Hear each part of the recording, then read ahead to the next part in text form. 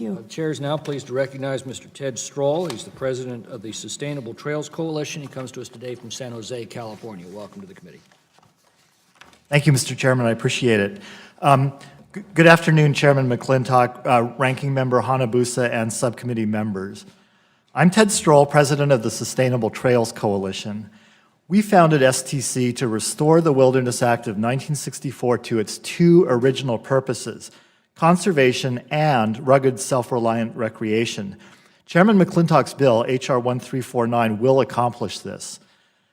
The act itself was a conservation milestone. The recreation aspect, however, went off-kilter because federal agencies misunderstood the law. The act endorsed, quote, primitive and unconfined, unquote, recreation.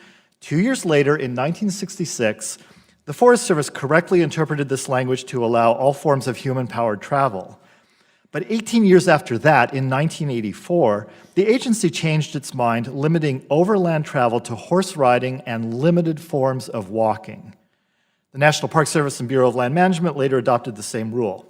So, what does limited forms of walking mean? It means no bicycle riding. It means no walking with a baby stroller, as you can see. It means paraplegic veterans cannot use arm-propelled adaptive cycles like this person here. As Senator Frank Church warned the Forest Service in 1977 in response to increasingly severe restrictions on wilderness uses, quote, if Congress had intended that wilderness be administered in so stringent a manner, we would never have written the law as we did. For me and tens of thousands of cyclists, riding a bicycle on dirt trails is a lifelong passion. It's an exhilarating, fantastic way to see America's wild places. Mountain biking offers great physical and psychological benefits. As wilderness expands, however, we're ousted from trails that we may have ridden for decades. Wilderness started out small in 1964. It's now larger than the entire land area of California. STC endorses this modest, cautious reform. H.R. 1349 doesn't give bicycling a blanket permit. It only ends the antiquated blanket bans and stops there. It leaves in place regulations that let local forest and park supervisors decide who can be on a particular wilderness trail. This was the Forest Service's own rule from 1981 to 1984. And next slide. Let me give an example of the problem.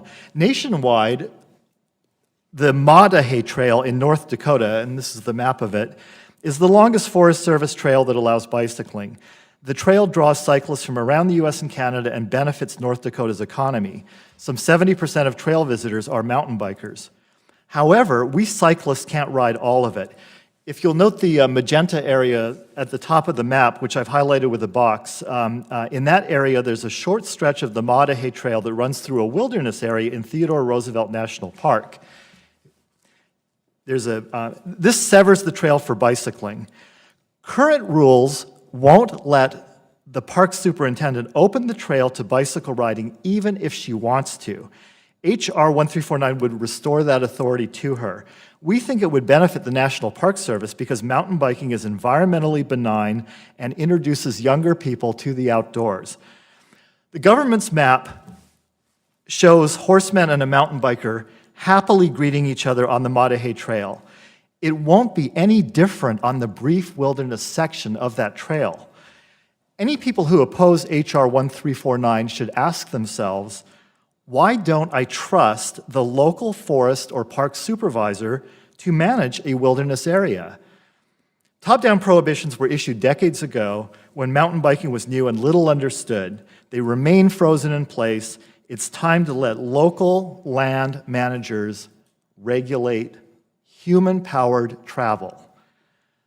We mountain bikers thank the subcommittee for your interest in resolving this long-neglected problem. I welcome any questions. Thank you. Great. Thank you for your testimony.